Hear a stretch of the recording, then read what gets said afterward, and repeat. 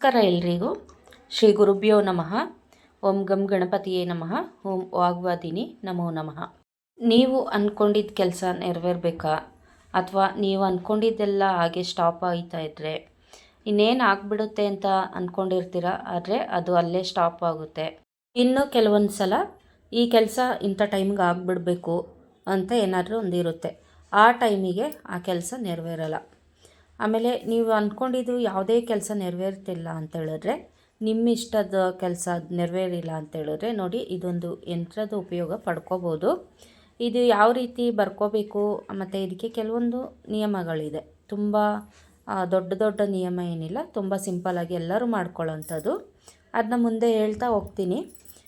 ಯಾರೆಲ್ಲ ಹೊಸಬ್ರು ಈ ವಿಡಿಯೋ ನೋಡ್ತಾ ಇದ್ದೀರಾ, ನಿಮಗೆ ಈ ವಿಡಿಯೋ ಇಷ್ಟ ಆದರೆ ಲೈಕ್ ಮಾಡಿ, ಇಷ್ಟ ಆಗಿಲ್ಲ ಅಂತ ಹೇಳಿದ್ರೆ ಡಿಸ್ಲೈಕ್ ಮಾಡಿ. ಹಾಗೆ ನಿಮಗೆ ಇಷ್ಟ ಆಯಿತು ಅಂತ ಹೇಳಿದ್ರೆ ಸಬ್ಸ್ಕ್ರೈಬ್ ಮಾಡಿಕೊಂಡು ಬೇರೆಯವ್ರಿಗೂ ಕೂಡ ಶೇರ್ ಮಾಡಿ. ಬನ್ನಿ, ಆಗಿದ್ದರೆ ಈ ಯಂತ್ರದ ಬಗ್ಗೆ ನಾವು ತಿಳ್ಕೊಳ್ಳೋಣ. ನಾನೀಗಾಗಲೇ ಹೇಳಿದೆ, ಯಾರಿಗೆಲ್ಲ ಕೆಲವೊಂದು ಮನಬಯಕೆಗಳು ಇರುತ್ತೆ, ಆಸೆ ಇಲ್ಲದಿರೋಂಥ ಮನುಷ್ಯರು ಯಾರೂ ಇರಲ್ಲ. ಒಬ್ಬೊಬ್ಬರಿಗೂ ಒಂದೊಂದು ಬಯಕೆಗಳನ್ನೋದು ಇದ್ದೇ ಇರುತ್ತೆ. ಅದು ಒಂದು ಪುಟ್ಟ ಮಗುವಿಂದ ಆಗಿರ್ಬೋದು, ಅಥವಾ ದೊಡ್ಡವರಿಂದ ಆಗಿರ್ಬೋದು, ವಯಸ್ಸಾದವರು ಕೂಡ ಯಾವುದಾದ್ರು ಒಂದು ಆಸೆನ ಮನಸ್ಸಲ್ಲಿ ಇಟ್ಕೊಂಡಿರ್ತಾರೆ. ಕೆಲವೊಬ್ಬರಿಗೆ ನಾವು ಮನೆ ಕಟ್ಟಬೇಕು ಅಂತ ಇರುತ್ತೆ, ನಾನು ಒಳ್ಳೆ ಸೀರೆ ತೊಗೋಬೇಕು ಅಂತ ಇರುತ್ತೆ, ನಾನು ಒಳ್ಳೆ ಬಟ್ಟೆ ಹಾಕ್ಕೋಬೇಕು ಅಂತ ಇರುತ್ತೆ, ನಾನು ಇಂಥದ್ದು ತಿನ್ನಬೇಕು ಅಂತ ಇರುತ್ತೆ, ನಾನು ಇಂಥ ಜಾಗಕ್ಕೆ ಹೋಗಬೇಕು ಅಂತ ಇರುತ್ತೆ. ಆಮೇಲೆ ನಾನು ಇಂಥದ್ದು ಬಿಸ್ನೆಸ್ ಮಾಡಬೇಕು, ನಾನು ಇದರಲ್ಲಿ ಮುಂದುವರಿಬೇಕು, ನಾನು ಇಷ್ಟು ಓದಬೇಕು, ನಾನು ಅದರಲ್ಲಿ ಒಂದು ಒಳ್ಳೆ ಸಾಧನೆ ಮಾಡಬೇಕು, ಈ ಥರದ್ದು ತುಂಬ ಆಸೆಗಳು. ಮಕ್ಕಳದಾದರೆ ನಾನು ಐಸ್ ಕ್ರೀಮ್ ತಿನ್ನಬೇಕು, ಚಾಕ್ಲೇಟ್ ತಿನ್ನಬೇಕು, ಈ ಥರದ್ದಿರುತ್ತೆ. ವಯಸ್ಸಾದವರಿಗೆ ನಮ್ಮ ಮೊಮ್ಮಕ್ಕಳನ್ನೆಲ್ಲ ಚೆನ್ನಾಗಿ ನೋಡ್ಕೋಬೇಕು, ನಮ್ಮ ಮಕ್ಕಳೆಲ್ಲ ಸೆಟಲ್ ಆಗಬೇಕು, ಈ ಥರದ್ದೊಂದೆಲ್ಲ ಇರುತ್ತೆ. ಇನ್ನು ಮಧ್ಯದ ವಯಸ್ಸವರಿಗೆ ಅವ್ರಿಗೆ ಆಸೆಗಳು ಜಾಸ್ತಿ ಇರುತ್ತೆ, ಅದನ್ನು ಹೇಳೋಕ್ಕಾಗಲ್ಲ. ಸೊ ಅಂಥದ್ದೆಲ್ಲ ಕೆಲವೊಂದು ಸರಿ ಹಾಗೆ ಉಳ್ಕೊಬಿಡುತ್ತೆ, ಅದು ಪೂರ್ತಿ ಪ್ರಮಾಣದಲ್ಲಿ ನೆರವೇರಿರಲ್ಲ. ಅಂಥ ಸಂದರ್ಭದಲ್ಲಿ ಅಯ್ಯೋ, ನನಗೆ ಯಾವ ಕೆಲಸನೂ ಕೈಗೂಡ್ತಾ ಇಲ್ಲ, ನಾನು ಏನು ಮಾಡೋದು, ನಾನು ಯಾವ ಕೆಲಸಕ್ಕೆ ಕೈ ಹಾಕಿದ್ರೂ ಅದು ನಡೀತಾ ಇಲ್ಲ ಅಂತ ಹೇಳೋರು ತುಂಬ ಜನ ಇರ್ತಾರೆ. ನನಗೆ ಈ ಆಸೆ ಹಂಗೆ ಮಿಕ್ಕೋಗ್ಬಿಟ್ಟಿದೆ, ನನಗಿದು ಪೂರ್ತಿ ಆಗಲಿಲ್ಲ ಅಂತ ಕೊರಗೋರು ತುಂಬ ಜನ ಇರ್ತಾರೆ. ಎಷ್ಟೋ ಜನ ಅವ್ರ ಪ್ರಾಣ ಹೋದ್ರೂ ಅವ್ರ ಆಸೆ ಅನ್ನೋದು ನೆರವೇರಿರಲ್ಲ. ಇದು ಮಕ್ಕಳಿಂದ ದೊಡ್ಡವ್ರವರೆಗೂ ಹಾಕ್ಕೋಬೋದು. ಇದೊಂದು ತುಂಬ ಚೆನ್ನಾಗಿ ಕೆಲಸ ಮಾಡೋಂಥ ಒಂದು ಯಂತ್ರ ಆಗಿರುತ್ತೆ. ಇದು ತುಂಬ ಸುಲಭವಾಗಿ ಮಾಡ್ಕೊಳ್ಳೋಂಥ ಒಂದು ಯಂತ್ರ.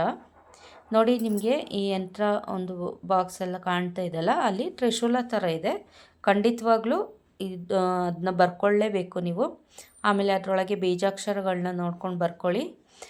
ನಂತರ ನಂಬರ್ಸ್ ಕೂಡ ಇದೆ. ಬರೀ ಬೀಜಾಕ್ಷರ ಬರೆದ್ಬಿಟ್ಟು ಆ ಯಂತ್ರ ಬರೆದೆ ಅಂತ ಅಂದ್ಕೋಬೇಡಿ. ನಂಬರ್ಸ್ ಎಲ್ಲ ಹಾಕ್ಕೊಂಡು ಇದರಲ್ಲಿ ಏನಿದೆ ಅದೇ ರೀತಿ ಕಾಪಿ ಮಾಡ್ಕೊಳ್ಳಿ. ಮತ್ತು ದೇವದತ್ತ ಅಂತ ಇದೆ.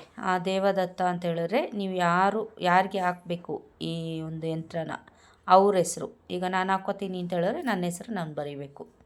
ಆ ರೀತಿ ನೀವು ಹಾಕ್ಕೋತೀವಿ ಅಂದರೆ ನೀವೇ ಬರ್ಕೋಬೋದು. ಎಷ್ಟು ಮನೇಲಿ ಎಲ್ಲರೂ ಹಾಕ್ಕೋಬೋದು ಅಂತ ಹೇಳಿದ್ರೆ ಪ್ರತಿಯೊಬ್ಬರು ಹಾಕ್ಕೋಬೋದು, ತೊಂದರೆ ಇಲ್ಲ. ಪುಟ್ಟ ಮಕ್ಕಳಿಗೆಲ್ಲ ಹಾಕೋಕ್ಕೆ ಹೋಗಬೇಡಿ. 5 ವರ್ಷ, ಒಂದು 8 ವರ್ಷ ಗಂಟ ಏನು ಹಾಕೋಕ್ಕೆ ಹೋಗಬೇಡಿ. ನಂತರ ನೀವು ಹಾಕ್ಕೋಬೋದು, ತೊಂದರೆ ಇಲ್ಲ. ವಯಸ್ಸಾದವರು 60-70 ವರ್ಷ ಆದವರು ಕೂಡ ಇದನ್ನ ಹಾಕ್ಕೋಬೋದು. ಬನ್ನಿ, ಆಗಿದ್ದರೆ ಈ ಯಂತ್ರನ ಯಾವ ರೀತಿ ರೆಡಿ ಮಾಡ್ಕೊಳ್ಳೋದು ಅಂತ ಹೇಳ್ತೀನಿ. ಸಾಕಷ್ಟು ವಿಡಿಯೋಗಳಲ್ಲಿ ನಾನು ಹೇಳಿದ್ದೀನಿ ಯಂತ್ರಗಳನ್ನ ಯಾವ ರೀತಿ ಎಲ್ಲ ರೆಡಿ ಮಾಡ್ಕೋಬೇಕು ಅಂತ. ಇದು ಹಾಗೇ ಒಂದು ಭುಜಪತ್ರೆ ಅಥವಾ ತಾಮ್ರದ ತಗಡು ಅಲ್ಲಿ ಈ ಯಂತ್ರನ ಬರ್ಕೋಬೇಕು. ಬರ್ಕೊಂಡು ಅದಕ್ಕೆ ಅಷ್ಟವಿಧಾರ್ಚನೆಗಳನ್ನೆಲ್ಲ ಮಾಡಬೇಕು. ಇದಿಷ್ಟೇ ಮಾಡೋಕ್ಕಾಗಲ್ಲ ಈ ಯಂತ್ರಕ್ಕೆ, ಇದಕ್ಕೆ ಒಂದು ಮೂಲಿಕೆ ಕೂಡ ಹಾಕಬೇಕು. ನೋಡಿ, ಇದು ಚಿತ್ರದಲ್ಲಿ ಕಾಣಿಸ್ತಾ ಇದೆಯಲ್ಲ ನಿಮಗೆ, ಇದು ಸಹದೇವಿ ಗಿಡ ಅಂತ. ಇದು ನೋಡಿ ಈ ರೀತಿಯಾಗಿರುತ್ತೆ. ಇನ್ನು ಸಹದೇವಿ ಗಿಡ ಅಂದರೆ ಏನು ಅಂತ ಕೇಳಬೇಡಿ. ಇದು ತುಂಬ ಕಾಡು ಪ್ರದೇಶದಲ್ಲೆಲ್ಲ, ಹಳ್ಳಿ ಕಡೆ ಎಲ್ಲ ಕಡೆಯೂ ಸಿಕ್ಕುವಂಥ, ಮಾಮೂಲಾಗಿ ಸಿಗೋವಂಥ ಒಂದು ಗಿಡ ಆಗಿರುತ್ತೆ. ಇದ್ರ ಹೆಸರು ಸಹದೇವಿ ಅಂತ. ಇದರಲ್ಲಿ ಒಂದು ಅದ್ಭುತವಾದ ದೈವಿ ಶಕ್ತಿ ಅನ್ನೋದು ಇರುತ್ತೆ. ಈ ದೊಡ್ಡ ದೊಡ್ಡ ದೇವಸ್ಥಾನಗಳಲ್ಲೆಲ್ಲ ಪೀಠ ಮಾಡಬೇಕು ಅಂತ ಹೇಳಿದ್ರೆ ಇದನ್ನ ಬಳಕೆ ಮಾಡ್ತಾರೆ. ಸಮೂಲ ಕೂಡ ಉಪಯೋಗಕ್ಕೆ ಬರುತ್ತೆ.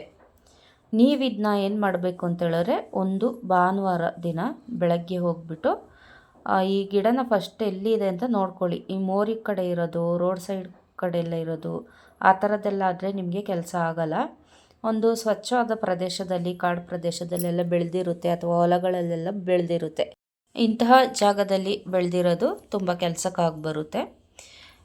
ನೀವೊಂದು ಭಾನುವಾರ, ಯಾವುದಾದ್ರೂ ಭಾನುವಾರ ಸೇರಿ, ಒಂದು ಶುಕ್ಲ ಪಕ್ಷದಲ್ಲಿ ಇದ್ದರೆ ತುಂಬಾ ಒಳ್ಳೆಯದು. ಭಾನುವಾರ ಇದನ್ನ ಬೆಳಗಿನ ಜಾವನೇ ಕಿತ್ಕೊಬರ್ಬೇಕಾಗುತ್ತೆ. ಆದರೆ ನೀವು ಅದರ ಹಿಂದಿನ ದಿನ ಶನಿವಾರ ಹೋಗಿ ಆ ಗಿಡಕ್ಕೆ ಆಮಂತ್ರಣ ಕೊಡಬೇಕು.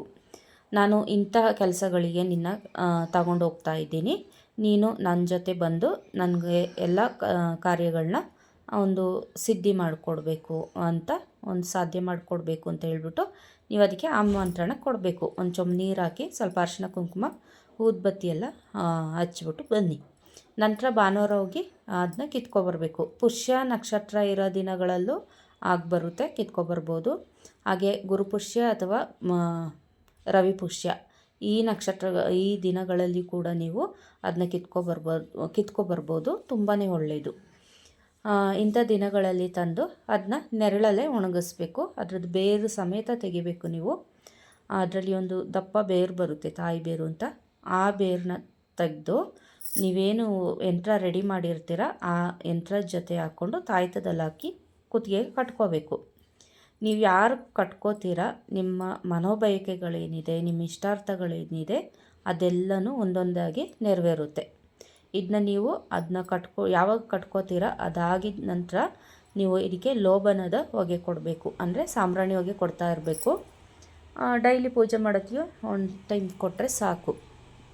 ಈ ರೀತಿ ಮಾಡಿದ್ರೆ ಖಂಡಿತವಾಗ್ಲೂ ನೀವೇನು ಅಂದ್ಕೊಂಡಿರ್ತೀರ ಅದೆಲ್ಲ ನೆರವೇರ್ತಾ ಬರುತ್ತೆ. ಯಾಕೆಂತೇಳಿದ್ರೆ ಸಹದೇವಿ ಬೇರಿಗೆ ಅಷ್ಟೊಂದು ಶಕ್ತಿ ಇರುತ್ತೆ, ಹಾಗೆ ಈ ಯಂತ್ರಕ್ಕೂ ಕೂಡ ಅಷ್ಟೇ ಶಕ್ತಿ ಇರುತ್ತೆ. ಈ ವಿಡಿಯೋ ನಿಮಗೆ ಇಷ್ಟ ಆಗಿದ್ದರೆ ಲೈಕ್ ಮಾಡಿ, ಶೇರ್ ಮಾಡಿ, ಹಾಗೆ ಸಬ್ಸ್ಕ್ರೈಬ್ ಮಾಡ್ಕೊಳ್ಳಿ. ಮುಂದಿನ ವಿಡಿಯೋದಲ್ಲಿ ಸಿಗೋವರೆಗೂ ಧನ್ಯವಾದಗಳು. ಲೋಕ ಸಮಸ್ತ ಸುಖಿನೋ ಬಂತು, ಸನ್ಮಂಗಳ ನಿಭವಂತು. ಧನ್ಯವಾದಗಳು. ಎಲ್ಲರಿಗೂ ಒಳ್ಳೆಯದಾಗಲಿ.